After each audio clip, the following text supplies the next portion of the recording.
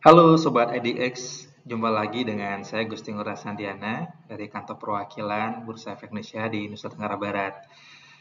Dalam video kali ini kita akan mempelajari mengenai basic pengelolaan keuangan ya di materi mengenal dunia keuangan. Sehingga sebelum kita melangkah lebih jauh untuk memulai berinvestasi, ada baiknya kita paham dulu mengenai dasar-dasar keuangan yang kita miliki.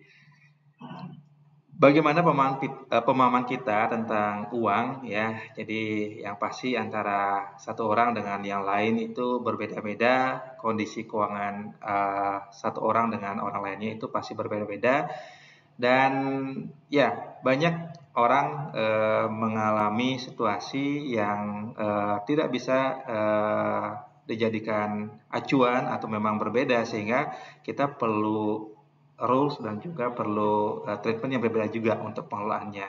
Ini beberapa hal menarik ya mengenai bagaimana mengelola keuangan itu ya memang perlu ini ya pemahaman ya. Jadi tidak FOMO, kemudian juga membandingkan dengan orang lain ya. Bagaimana membangun kekayaan itu tidak sama dengan mempertahankan kekayaan ya. Nah, seperti ini. Tapi untuk melakukan itu, ini mungkin beberapa tips ya mengatur keuangan. Yang pertama adalah stop melakukan pemborosan. Jadi kita harus bisa membedakan mana barang yang ingin dibeli dan juga perlu dibeli ya. Jadi bedakan antara keinginan dan juga kebutuhan ya, ingin ya dan kebutuhan atau perlu ya. Jadi kalau memang perlu ya memang harus dilakukan ya. Tapi kalau hanya sekedar memenuhi keinginan ya inilah kita harus kurangi ya karena itu bersifat pemborosan.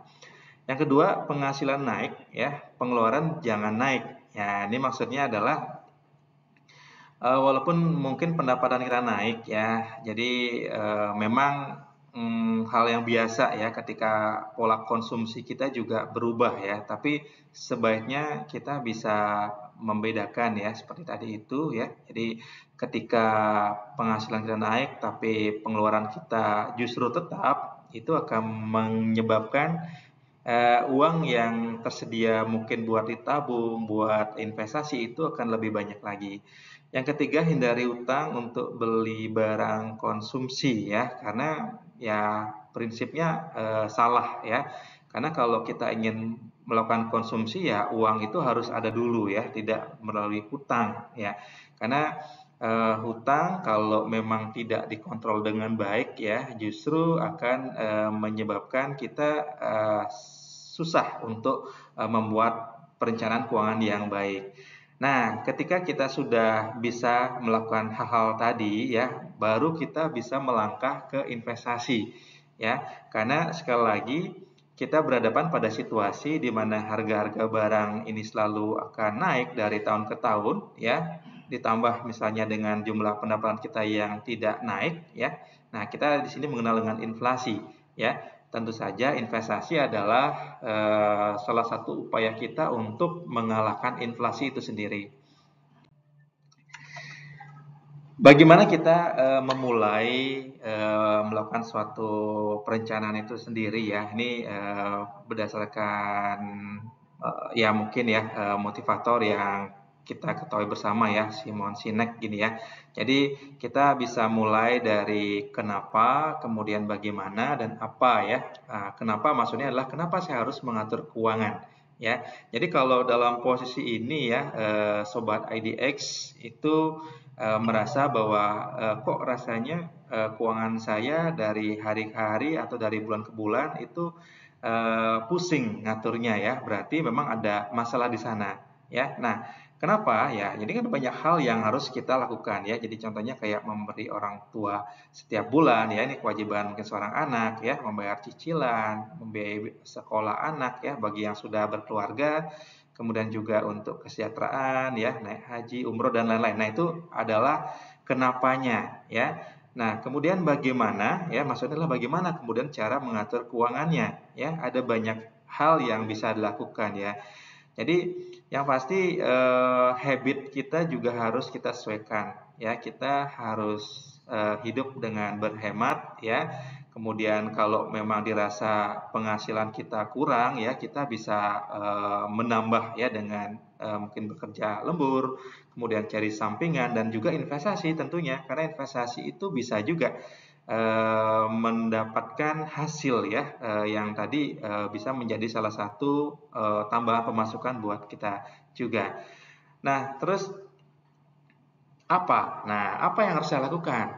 Ya, jadi banyak hal yang kita bisa lakukan ya. Contohnya adalah menyusun pengeluaran ya. Kadang terkala kalau kita tadi mulai dengan kenapa keuangan saya bermasalah gitu kan. Nah, jadi memang ada baiknya kita mencatat ya pemasukan, pengeluaran yang kita lakukan ya, sehingga kita akan tahu di sana ya duit kita itu ada berapa, kemudian pengeluaran kita itu kemana saja, sehingga untuk pengeluaran-pengeluaran yang mungkin sifatnya bisa ditunda atau prioritasnya itu tidak urgent ya, ini mungkin bisa diminimalisir atau bahkan dihilangkan, sehingga kita memiliki cukup uang yang bisa kita gunakan untuk nabung ataupun investasi. Ya, yang kedua ya tadi itu ya membuat skala prioritas ya. Jadi dengan dana kita yang terbatas ya tentu saja kita harus mengutamakan hal-hal yang memang menjadi prioritas baik itu buat pribadi atau buat keluarga ya. Nah, seperti itu.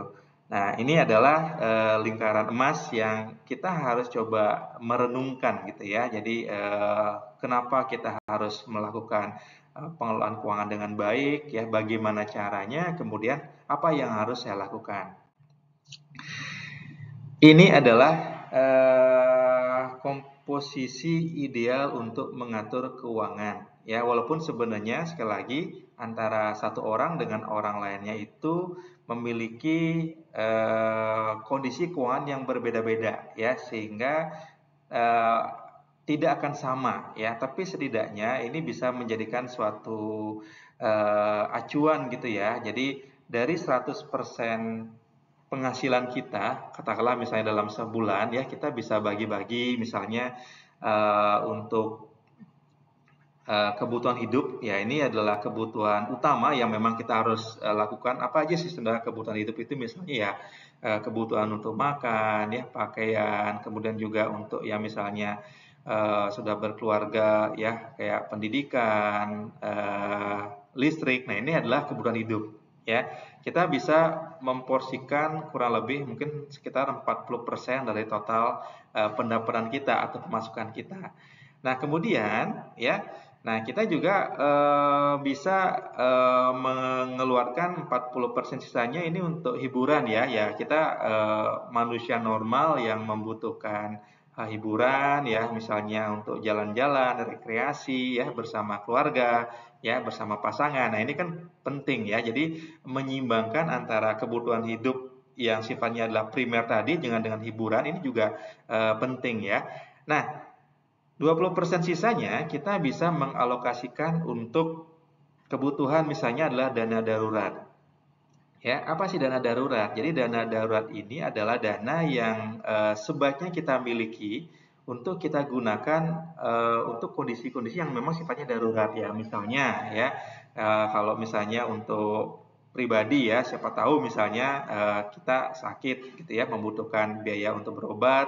Nah, yang berkeluarga misalnya untuk kebutuhan misalnya amit-amit gitu ya, ada kecelakaan atau apa, ini kan harus tersedia dananya ya. Nah, kemudian bisa juga digunakan untuk investasi ya. Nah, jadi investasi diambil dananya dari sini ya, teman-teman ya. Jadi kita sudah ada alokasi khusus ya, tanpa harus mengambil dari kebutuhan hidup tadi ya.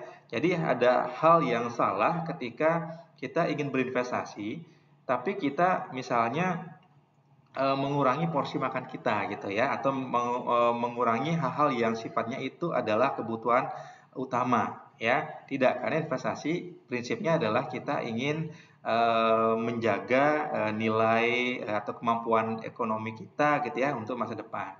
Nah, hal yang tak kalah pentingnya juga selain investasi ya dan juga tabungan, menabung gitu ya, adalah asuransi ya. Asuransi juga penting karena kita nggak pernah tahu gitu ya, kita akan menjalani hidup ini seperti apa, sehingga ya untuk menjaga kemampuan ekonomi kita agar tidak terganggu ketika ada suatu kondisi yang misalnya adalah musibah segala macam gitu ya, dibutuhkan juga asuransi.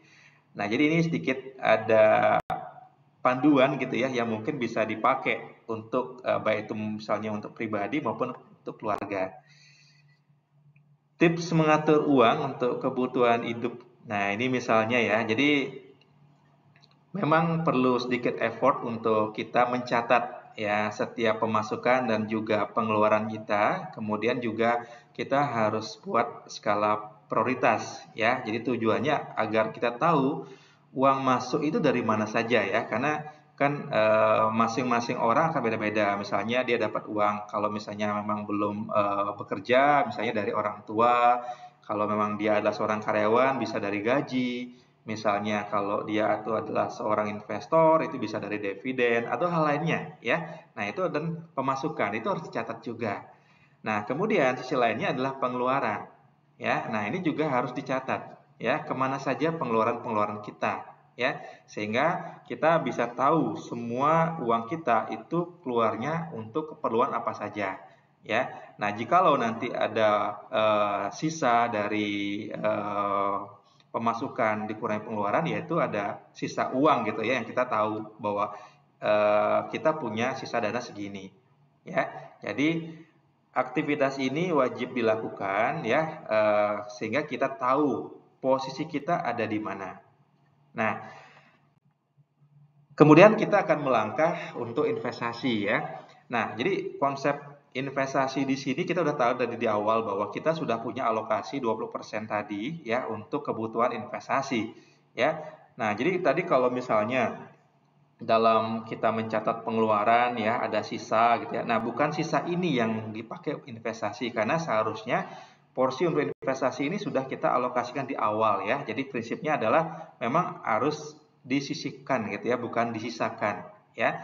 Nah, jadi kita baru mulai akan mengenal investasi ya. Jadi nggak usah takut gitu ya kalau kenal atau dengar kata investasi ya, tapi kita juga perlu waspada ya karena banyak di luar sana itu investasi bodong juga ada juga ya. Nah, jadi ini banyak ya menurut data dari Satgas Waspada Investasi ya pada November 2022 itu kerugian investasi bodong ini udah sampai 123 triliun nih ya. Jadi bukan main-main gitu ya. Jadi sebenarnya ya kalau kita lihat dari apa yang terjadi ini ya, jadi miris sekali sebenarnya tapi sisi positifnya itu artinya masyarakat sadar gitu ya bahwa menabung tidak bikin kaya gitu ya karena prinsip memang beda ya nabung dengan investasi ya.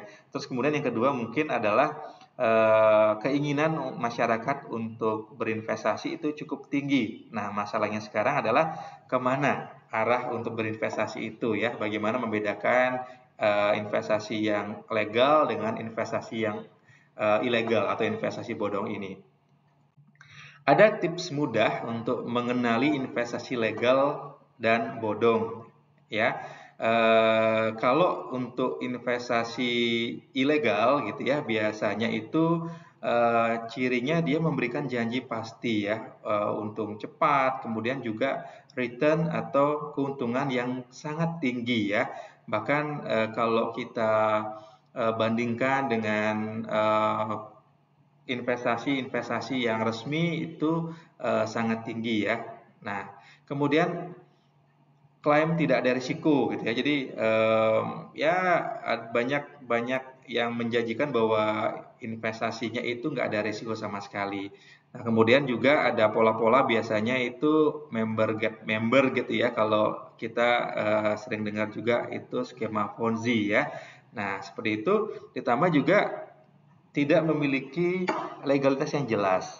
Ya, jadi perlu sobat ketahui gitu ya. Jadi kalau ada penawaran investasi gitu ya, kita harus juga tahu apakah lembaga yang menawarkan itu punya izin enggak ya. Cara mengeceknya ya untuk apakah perusahaan itu investasi legal atau ilegal ya paling gampangnya itu ya bisa menelpon kontak senternya OJK ya 157 gitu ya.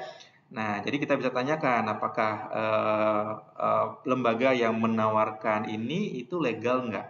Ya, kalau memang tidak ada izinnya ya perlu diwaspadai. Ya, seperti itu. Adakah hal lain mengapa kita harus berinvestasi? Ya, jadi sebenarnya kenapa kita harus memiliki keinginan, kemudian juga menjadikan investasi ini kebutuhan, ya? Karena biaya kebutuhan hidup kita itu terus naik setiap tahunnya, teman-teman ya. Tadi di awal sudah saya sebutkan bahwa tanpa disadari kita berdampingan dengan inflasi, ya. Nilai sembako, ya, kalau belanja misalnya ke pasar gitu ya, dengan jumlah uang sekarang dengan mungkin 10 tahun lalu itu pasti berbeda, ya. Jumlah barang yang kita bisa beli itu berbeda, ya. Nah, kebutuhan lain ya misalnya yang single ingin menikah, ya, yang sudah berkeluarga adalah menyekolahkan anaknya, kebutuhan misalnya adalah naik haji, mau jalan-jalan gitu ya. Jadi kita hidup itu kebutuhannya banyak gitu ya. Nah, jadi kita tidak bisa hidup secara mengalir begitu saja. Kita perlu ada persiapan-persiapan ya. Salah satunya adalah investasi itu sendiri. Berbicara mengenai investasi legal itu sebenarnya pilihannya banyak sekali ya teman-teman ya. Jadi di Bursa Efek Indonesia atau di pasar modal ya kami ada berbagai macam pilihan. Contohnya misalnya adalah ada saham, ada obligasi, ada sukuk, reksadana, ada ETF ya, Exchange Traded Fund, EBA atau efek beragun aset, ada diri, kemudian ada juga yang namanya crowdfunding ya. Nah, yang lain juga banyak sebenarnya kalau yang sifatnya adalah real aset ya, ada tanah, rumah, emas ya, dolar ya, atau yang lain ya. Jadi sebenarnya pilihannya banyak ya, tinggal menyesuaikan dengan eh, profil kita dan juga kebutuhan kita juga. Seperti itu. Nah, ini mungkin sedikit tips ya memilih investasi yang cocok untuk pemula ya. Jadi yang pertama adalah harus sesuaikan dengan anggaran budget ya. Karena kita tidak ingin berinvestasi dengan dana yang mungkin dana panas gitu ya. Dana hasil berutang misalnya dana pinjaman, tidak ya. Karena kita berinvestasi ya harus menggunakan dana yang sifatnya adalah menganggur ya atau idle fund ya. Sebaiknya seperti itu. Kemudian yang kedua, kita perlu melakukan yang namanya adalah self assessment ya atau evaluasi diri. Karena masing-masing orang itu pasti memiliki profil resiko yang berbeda-beda dan juga kebutuhan keuangan juga yang berbeda-beda ya. Jadi kita harus tahu dulu ya, kita itu seperti apa. Nah, kemudian yang ketiga, ketika kita sudah mengetahui anggaran yang tersedia untuk investasi berapa dan juga kita memiliki risk profile seperti apa, nah tentukan tujuan investasi ya. Start with why gitu ya. Jadi kita harus tahu kita mau ngapain, kita harus menuju kemana ya. Jadi kita harus tahu dulu ini ya sebelum bicara mengenai produk apa yang tepat, jangka waktunya bagaimana ya. Kita harus tentukan dulu tujuannya. Contoh misalnya ya, kita semua akan pensiun ya, kita tidak akan bekerja selamanya ya. Nah, kita harus mempersiapkan dana pensiun itu mulai dari sekarang ya, karena yang namanya kebutuhan ya, pada waktu pensiun pun kita juga melakukan pengeluaran, kita tetap butuh makan di sana ya. Nah, ini salah satu tujuan ya, menyiapkan dana pensiun. Atau tujuan yang lain misalnya ya, untuk yang sudah berkeluarga gitu, misalnya memiliki anak untuk dana pendidikan anak ya, kita juga harus menyiapkan itu ya, karena ya sudah umum gitu ya, di Indonesia itu inflasi pendidikan itu bahkan lebih tinggi daripada inflasi tadi ya, kebutuhan pokok segala macam. Nah, atau tujuan lain ya, tentukan tujuannya ya. Jadi tujuannya apa ya, kemudian berapa lama untuk mencapai tujuan itu juga harus dijabarkan terlebih dahulu sebelum memutuskan produk apa yang akan dibeli. Nah, posisi kita di mana ya, ini adalah hal penting juga ya, karena kita harus tahu kita ini tipenya bagaimana. Apakah sangat konservatif ya, mengutamakan keutuhan nilai pokok investasi, konservatif itu ingin resiko dan fluktuasinya rendah saja, atau moderat lebih berani mengambil risiko yang agak besar ataupun agresif ya, tidak keberatan menerima risiko dan juga fluktuasi yang tinggi. Nah, ini kan beda-beda, masing-masing orang beda-beda ya. Jadi jangan sampai kita memutuskan untuk membeli produk, tapi kita nggak nyaman dengan menjalani hidup kita ya. Contohnya misalnya beli produk A, tapi kita nggak bisa tidur memikirkan produk itu, ya berarti kita nggak cocok dengan produk itu. Ya, inilah pentingnya kita harus tahu posisi kita itu di mana. Seperti itu. Nah, ada sedikit tips terbaik mengelola hutang ya. Ini untuk pemula ya. Jadi hutang itu bukan hal yang salah gitu ya. Karena memang terkadang kita ingin memiliki sesuatu ya dengan dana yang kita miliki sekarang itu tidak cukup. Kita sah-sah saja untuk berhutang, tapi tentu saja hutang yang bijak ya. Contoh misalnya jangan pernah pakai kartu kredit untuk berhutang gitu ya, karena ya nanti ya bisa terjebak dengan bunga gitu ya, karena ya kalau kita berhutang gitu ya, ya kita nggak punya kemampuan untuk membayar nanti ya, akan menciptakan circle yang tidak baik. Kemudian jangan pernah kredit kendaraan untuk gaya ya, maksudnya ya kalau memang eh, eh, belum mampu untuk mencicil gitu kan, untuk membeli kendaraan gitu, mobil ya mungkin jangan dulu, bisa ditunda dulu ya, seperti itu. Jangan pernah pakai pinjol untuk bayar utang gitu ya. Jadi ini kayak gali lubang tutup lubang gitu ya. Nah, terus kemudian jangan pernah pakai pay later untuk jajan harian. Nah, ini penting ya. Nah, sebisa mungkin cicilan rumah jangan terlalu lama ya, sesuaikan juga dengan kemampuan ya. Kemudian yang penting juga ini jangan FOMO ya, jangan ikut-ikutan ya. Kalau temennya beli barang apa, punya barang apa ya, kalau kita misalnya memang tidak mampu untuk memilikinya, tidak mampu untuk membelinya ya, jangan dipaksakan untuk membeli atau mengikuti lifestyle seperti itu. Baik, jadi itu hal yang mendasar, yang penting perlu diketahui oleh Sobat IDX gitu ya, sebelum kita memulai lebih jauh untuk berinvestasi ya. Jadi poin yang kita pelajari dalam video ini adalah bagaimana kita melakukan pencatatan ya pemasukan dan pengeluaran kita ya secara teratur, sehingga kita tahu di mana posisi kita ya. Kemudian kita harus tahu ya kita mulai dari mana ya, apa, bagaimana, dan kenapa, bagaimana dan apanya gitu ya, kita harus tahu juga ya. Kemudian kita memulai berinvestasi dengan cermat. Jadi ini adalah kontak person dari Bursa Efek Indonesia di seluruh Indonesia. Tentu saja kami di Nusa Tenggara Barat, teman-teman bisa nanti berkonsultasi langsung juga, dan kami memiliki program edukasi yang banyak ya, yang bisa diikuti secara offline maupun online. Baik, itu saja video kali ini ya. Kita akan jumpa lagi di video edukasi selanjutnya ya. Sekian dan terima kasih.